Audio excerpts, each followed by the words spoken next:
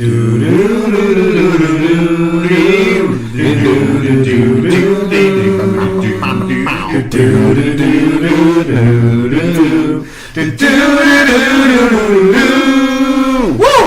Beats does it's not nice.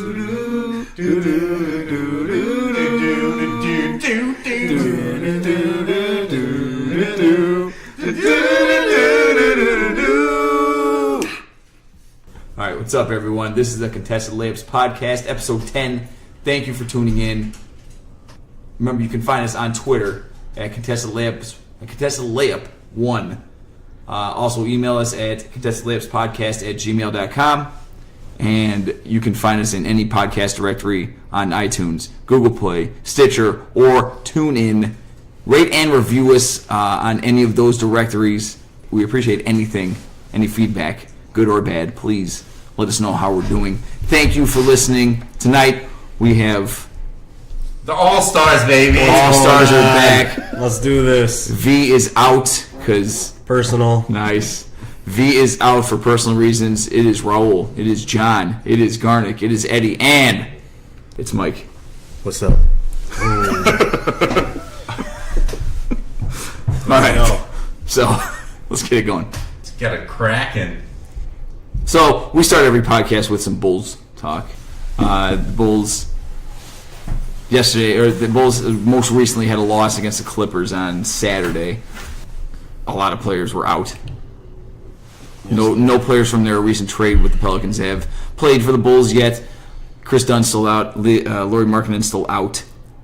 The most notable thing from Saturday's game was Zach LaVine playing a good amount of minutes. I think he played 31 minutes on Saturday. Yeah. He was 6 for 18 from the field for 21 points was the most notable stat line.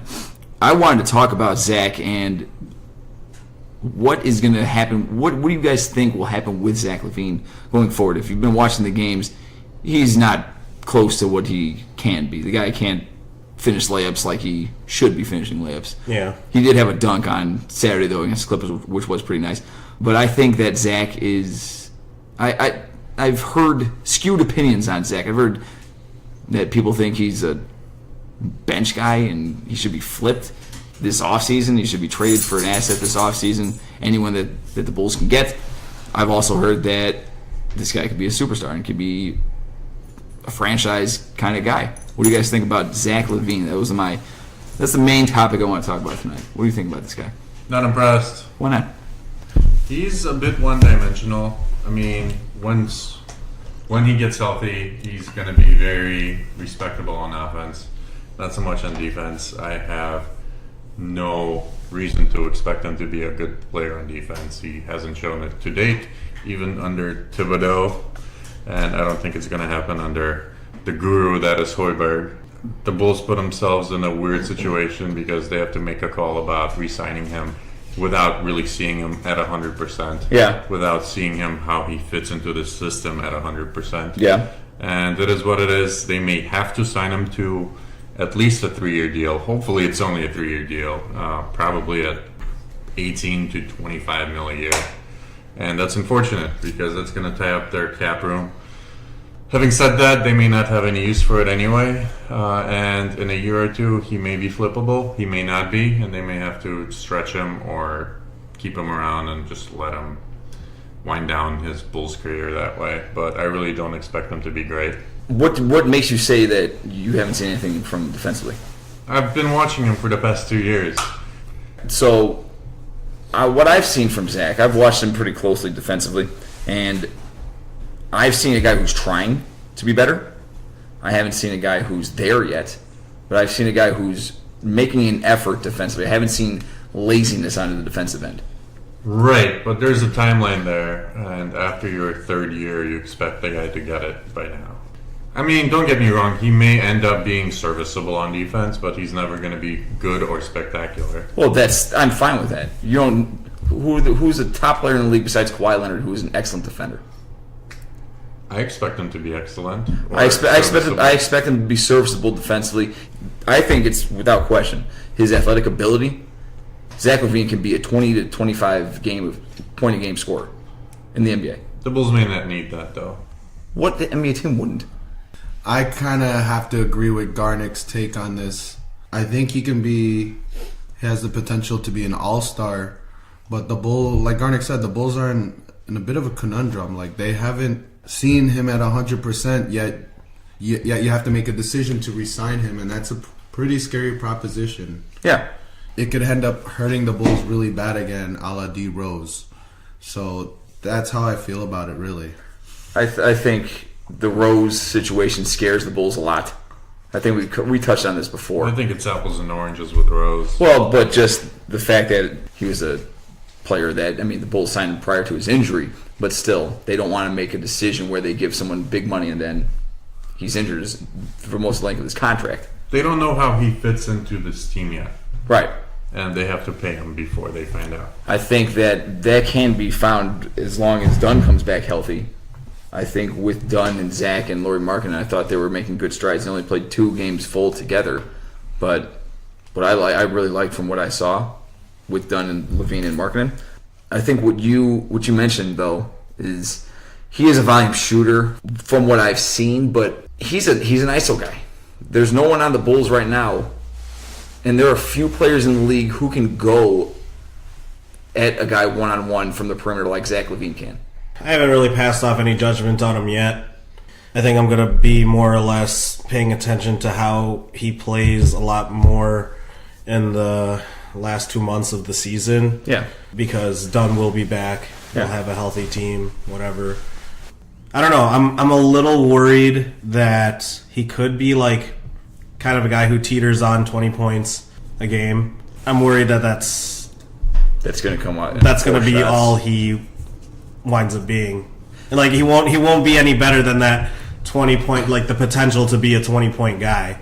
I'm worried that he's Only a 20-point. yeah, like you might be able to get some 20-point games out of him, but just kind of like relying on him is just like kind of iffy. One guy that's like kind of like that is like Nick Young. Like, you know, like Nick Young is like, oh my god, this guy has the potential to score. You see that he could like score pretty easily, but then like when you look at his career, he's just kind of like bounced around, hasn't really Right. like Made you know, waves. yeah, like really made anything for himself. So I'm worried that Levine might be that kind of guy. I think the Bulls should.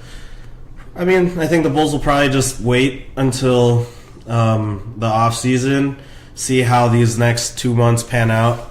He's a restricted free agent this coming summer, so the Bulls can match any offer that any team offers him. Similar to Nico Mirotic next year or last year. I think the athletic ability that Zach has is top 3% in the NBA. Yeah, I think though Zach is really taking this opportunity that he has with the Bulls. The Bulls are basically giving him the keys of the franchise right now.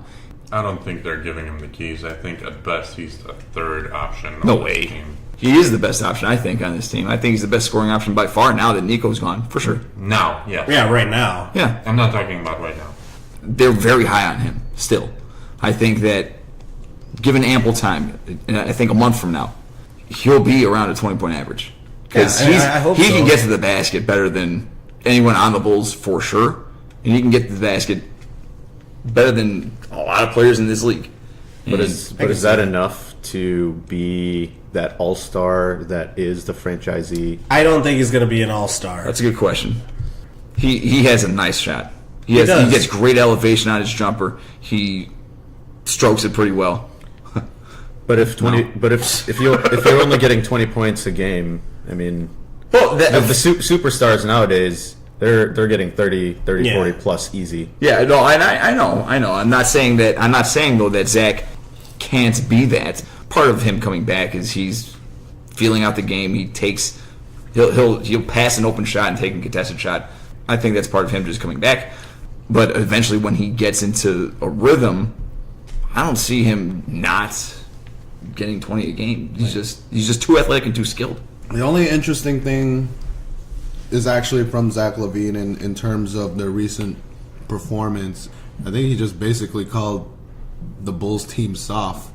I don't know the exact words, so don't quote me on it, but it's just like, and these teams know that we're not playing with a lot of effort, and teams are keying on that now. Yeah. So we have to step it up, not look like we're soft on the court, and I think that's the gist of what he said.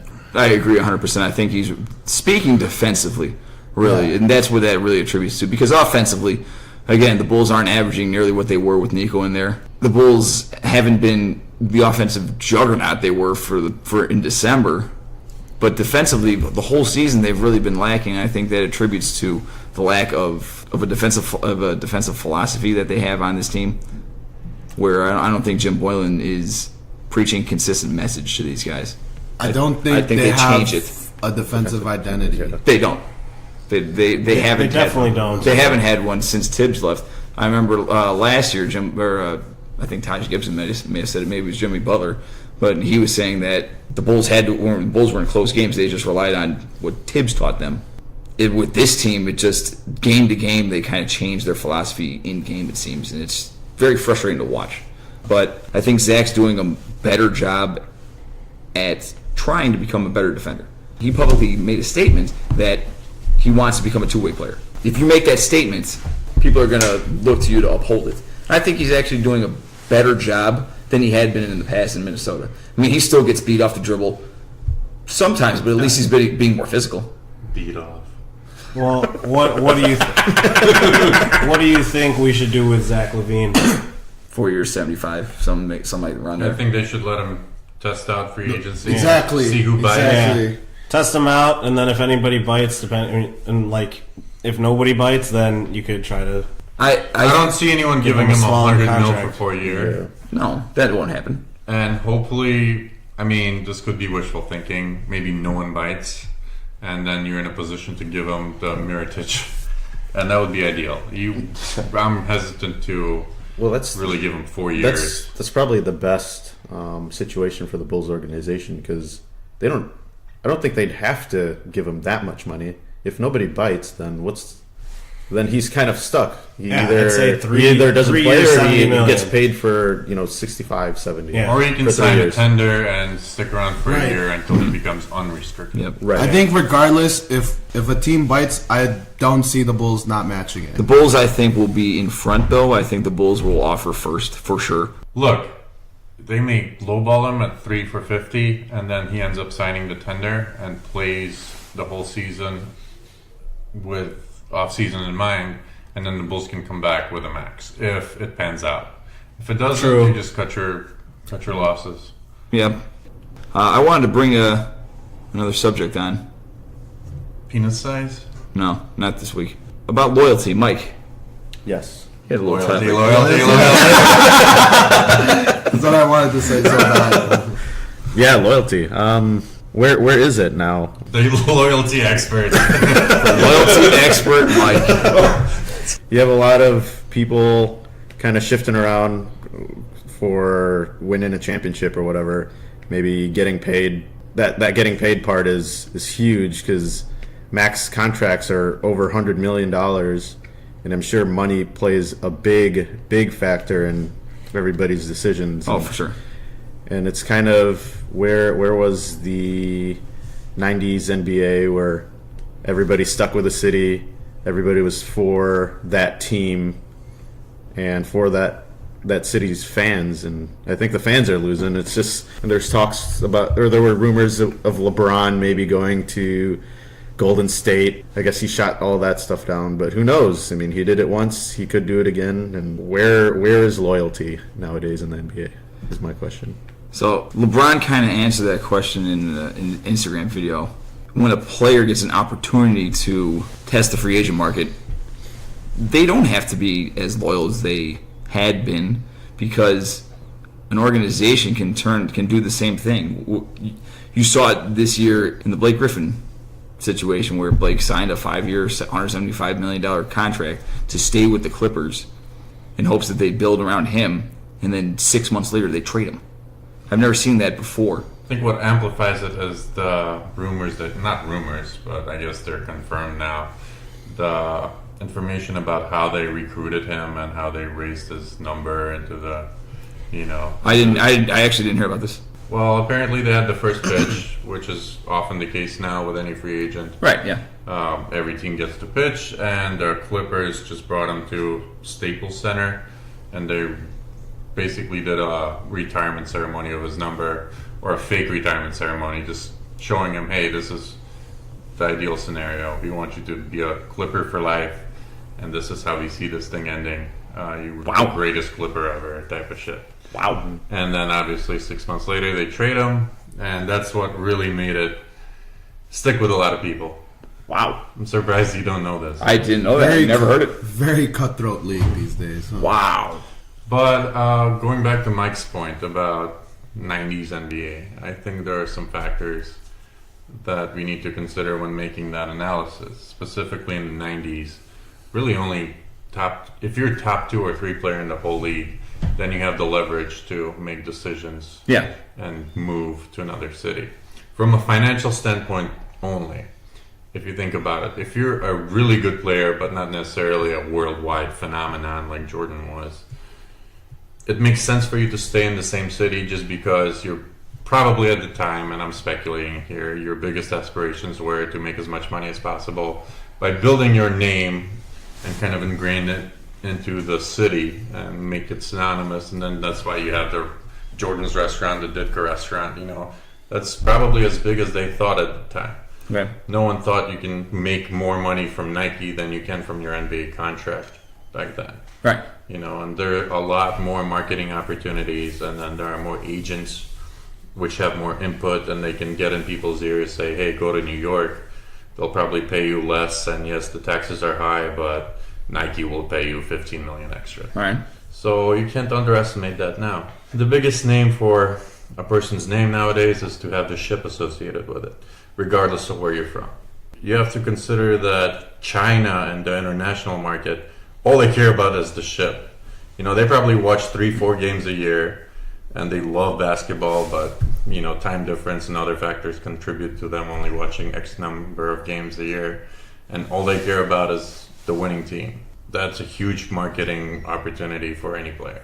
I think for a player to be able to market themselves on a worldwide scale takes precedence now over anything really, and you're 100% right where other countries really see it as a team that's a winning team they want to watch. That is true, though. I mean, marketing, especially internationally, is definitely more team-based.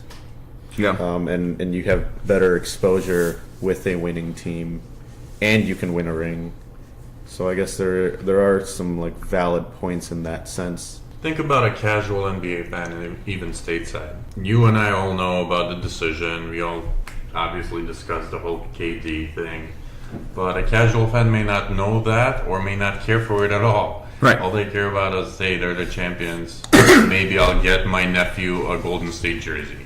That's what drives it. Fair enough. Do you think that drives loyalty too, though? Loyalty is overblown as far as going back to the 90s, because that was the best financial move a player could make, was to re-up with his current team. I think Scottie Pippen comes to mind in that regard. Scottie Pippen was notoriously underpaid his whole career. Right. But he stayed with the Bulls because he knew it was the best situation for him to win. And at the time, it may have made sense, and obviously it did make sense in this case, and it's kind of paying off, I guess. Yeah. But right now, you have so many more influences, so many more voices in people's heads and players' heads saying, hey, if you go here, you make less money on the surface, they will pay you less, but there is no tax in that state, and True. Nike will pay you $5 million more, type of shit, And they have a 5% better chance of winning it. I think it also depends on where the player is as he's growing in his career too. You take players like, I don't know, Karl Anthony Towns is in Minnesota. And Minnesota hasn't made the playoffs in 15 years, but Karl Anthony is growing his brand by just his level of play. Do you think he'll stay there in 5 years? If they win, If they win, he probably will. What have they done? What has every other player in Timberwolves history done? besides Kevin Garnett. Even he left eventually. Kevin Garnett is fondly remembered in Minnesota as being one of the most loyal players, even though he wasted his prime years to an extent not in the playoff race. The 05 to 07 years after he won the MVP in 04, the Minnesota didn't make the playoffs and they weren't close. He never demanded a trade though. Let me ask you this: if you were him, would you have done what he did and stay there during your prime? Financially, Financially, it made the best decision for him because, well, I mean, Minnesota at the time was paying him a huge contract. yes, but knowing what you know now about the Nike contracts and the China exposure. 10 years ago, Kevin Garnett's international appeal was not huge because he was an MVP. Guy got to a conference final, but never did anything, never got to a championship, never got that exposure. If I knew what I knew today, I think Garnett demands a trade after they don't make the playoffs in 05. I can't fault him for staying loyal to Minnesota because today the guy's going to be if he's not already an owner, isn't he an owner of the Timberwolves? He's a part owner. He's like a minority owner. But that guy is he's so loved in Minnesota because he was considered loyal. The organization did him like almost a favor by trading him to the Celtics, trading him into a contender. Everyone in Minnesota loves him. Kind of like If LeBron didn't come back to Cleveland, that guy would still be hating Cleveland. I just look at it as, Even though he brought Cleveland its best years. Prior to him coming back. doesn't matter. By yeah, it far. doesn't really matter to me because in life, when you have a job, you're always trying to look for the better employment opportunities. So Yeah. I really don't blame anybody. I don't blame neither LeBron nor KD for making their moves because they thought that was best for them. Okay. I mean, I honestly, I think the only two people that really got it bad as far as as fans questioning their loyalty in the past 5-10 years was KD and LeBron. That criticism is always going to just be from the fans' point of view. I mean, media is going to be the one, speaking on it. But generally, the reason why it's different is because when people see a trade happen, it's just business. Why is that the case, though? That shouldn't be the case where the player gets an opportunity to decide where they want to go with their life. Like John said, it's a job. It is Yeah. a job, and you don't have to stay at a job if it's not making you as successful as you want. Kevin Durant, but- he wasn't able to win a ship. Granted, he went to the best I organization. understand that, but people recognize that fact too with Kevin Durant. The reason why people were angry and calling that he was unloyal is because he did give them 9 years of his life. How is he not loyal? Okay, I know. I understand that, but fans still wanted to keep going. The reason why people question LeBron's loyalty is because this guy, ever since he left Cleveland the first time, he's been bouncing from Miami back to Cleveland over like fucking 1-year contracts, 2-year contracts, like taking short-ass contracts. So people are like, why don't you want to stay here? Those are the kind of reasons why people are thinking like, we're not good enough. That's why people lose their trust in you. If Blake Griffin had left the Clippers Okay? this season, would his jersey have been burned? Would people have No. been pissed? No. Just because it's Los Angeles, or because he gave it his best?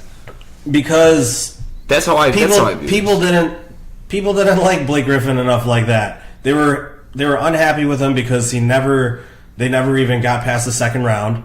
They were unhappy with him because he only played half of his career so far. He was injured all the time. Recently, I read an article that is kind of relevant here.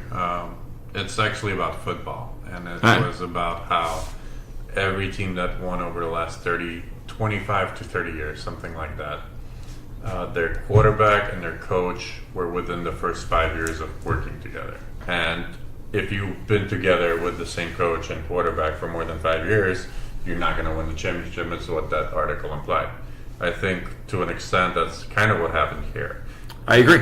And the Clippers realized that we can either lose Blake Griffin for free Yeah. via free agency, or we just re-sign him and then we can kind of control him. And that's going back to your argument about LeBron. He's taking that leverage away from the ownership. Yeah. He controls his own future as opposed to what Blake Griffin did. Rightfully so. Rightfully so. Exactly. But I think that a player of Blake Griffin's caliber and a player of so many players, as long as they're unrestricted, they should be able to control their own future because it's their job. I agree with It's you. a job that they're going to. Yeah, exactly. Yeah. Though, and that's why I don't see that the unloyal. I think that just comes from a uneducated fan's perspective. Yeah, I But- agree with that. I think the fans tie loyalty to their home teams a little too closely. Yeah. And they don't really look at the perspective of that player and say, They well, if I definitely was don't. him, what's best? They What's definitely best for don't. me? They're Right. always going to be from the fan perspective. Of course. Like they're never going to fucking be from from the player's perspective, because you're not living their lives. Like you're watching them on TV. Yeah. So And- obviously you're going to be like, "Come on, you got to stay here. Like we got to do this together." and Joakim Noah is one of my favorite Bulls players ever, and he went to the Knicks. I was a little upset. I was a little sad, but wasn't burning his jersey. Still have it. That's the same argument, really. Yeah. Is that it's a business, and I don't think loyalty can be attributed to a free agent just leaving and everyone being mad. But then when a player gets traded, no one gets upset. It's the player's obligation to do what he wants when he has the opportunity. If he's under contract, okay, you got to play for that team. You got to give it your all. That's what he's going to do. But then when he decides to go to another team to advance his career, you can't be mad at that. It's ridiculous. Yeah, but they get mad at the organization. They get mad at the owners. They get mad at everybody else. You should, other than the player. No, what I'm saying is when a player leaves in free agency, they get mad at the player when they should be mad at the ownership for not putting enough around Yeah. that player to build and or not- to make it feel like he's Yeah. appreciated there. Yeah, exactly. You Simply think- put, the only reason why people would leave an organization, any player would leave an organization, is lack of appreciation. Yep. That's probably one of the most important things. Yep. Any star player. Yeah. Let's make that Do you distinction. think there's any chance that Steph Curry is ever leaving Golden State? Zero chance. Even before he signed that huge deal this past season, zero chance he's leaving Golden State ever, because they love his ass down there, and he feels so appreciated by them. I can say the same for Draymond. I can say the same for Klay Thompson. Not Klay Thompson. You can say the same for Klay Thompson. It's by far the best he's going to get. Okay. The system that he's in Golden State is the best he'll get. I'm going to flip this on you. Kyrie Irving. I don't think Kyrie felt appreciated, He won a ship. but it was obvious that it was. That's that my it was- point about Klay Thompson. No, it's not. Yes, it is. Klay Thompson should definitely feel appreciated and on that team, because he's been developed in Golden State. He's developed into the player that he is now. Okay, look at it this way. When they won the first ship, guess what? It was just Tim and Curry. They were like the, Draymond Green too. Yes, but he was the second guy. Yeah. Right. Now he's not. Now he's fourth. Yeah. Now he's fourth. That's my point. I don't know if he feels it that way. Okay, maybe he doesn't. It seems the culture over there. I'm this just saying is- it's not 0%. when you develop a winning culture in an organization, it's the players play for each other, and I think that Klay loves playing for Steph. I think Klay loves playing for Draymond. I think Klay now loves playing for Kevin You're Durant. speculating. I don't know, no, because that's I speculate. that- all Two the time. championships in 3 years makes Eddie's point kind of valid. Thank you, John. Guys, that's what winning organizations do. The players play for each other. They don't play for the coach. They don't play for the fans. They don't play for loyalty. They play for that shit. They play for each other, for their teammates. And if there's an organization where they keep flipping teammates and stuff, that's not going to obviously work. Going back to your point about Kyrie Irving, Kyrie wasn't appreciated in Cleveland. He was not, because the organization loved LeBron so damn much. True. Kyrie felt, I'm a great player here, and I'm the second fiddle. I know I can do this on my own at a different organization. I want to trade. I'm sure it wasn't personal with Kyrie when he made that trade demand, but like Eddie said, he was being overcasted by a huge shadow. Which is LeBron James. Oh yeah, And if Kyrie had that type of aspirations as a star player, that's the only solution. Yeah. Is to get out of that team. If Klay felt underappreciated, then I don't think they would have ever gotten Kevin Durant. That would have never happened. If he was playing for himself, or Steph was, or Draymond was, KD would have saw that during whatever free agency pitch teams were making and said, "Nah, I can't be with the Warriors." But he chose the Warriors because of that. You know what? And that brings me back to a point. John made a great point.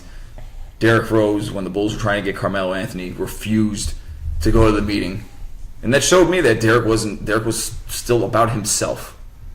And I think that guy, I mean, that's a similar situation where the Bulls are trying to court a free agent, but Derek doesn't go to the dinner or whatever, just wants to get shots up. This is bigger than you. You're trying to get your team better. You're trying to be better for your teammates and make a team better, but you're too good. You need to get shots up and you're an idiot. So that was my point, my hating Derrick Rose point of the week. So yeah, let's go to some little bit of fantasy basketball talk this week. So we got a couple ads for the week. One is Reggie Bullock. The other is Mario Hezonja. And one that I picked up in the other league, my boy, Thomas Satoransky. Satoransky. What do you think about that guy? He's good.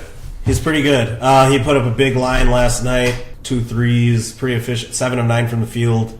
That's 19 points, 7 assists, like 5 rebounds, a couple of steals. Wow. So that's real nice. Yeah, he's doing work. Yeah, if he's available in your league, go pick him up. I think Mario Hezonja, if he's available, Aaron Gordon's been out. Here's a question. Right now, what do you guys, those in the playoff race, because Raul's basically done. So, all right, so it's basically me, Garnick, Mike, and John can answer this. Are you? No, I can go. You can take a break. Are you guys looking to make pickups for the week now, like during the week, or are you looking to make long-term pickups for the rest of the season? For me, in my situation, losing both DeMarcus for the season and Kevin Love. Love hurts. Yeah, it does Love hurt. is hurt. Love is hurt. Yes, he is. Losing him 6 to 8 weeks, I have to make pickups for not only this season, but for the playoffs if I want to contend in the playoffs. So do you try to win the week, or do you try to win the year? That's what I'm saying. Do you make pickups based on your matchup in order to win as many categories as possible during that specific week? Or do you pick up players based on their potential for the rest of the season? Yep. I go for the latter. Potential for the rest of the season. Yeah. Okay. Yeah. All right. Mike's in a little bit of higher situation. Mike, you're like third or fourth. Yeah, no, I'm doing rest of season stuff. I mean, I've been doing this since like end of January when I picked up Deadman. I basically stashed injured players from the waiver, and my entire goal was never a week by week. It was always end of season. So I can't wait until Vooch comes back because he's going to be perfect for the playoffs. And I think I'm in a position to excel very well with him on there as one of the top big men in the league right now.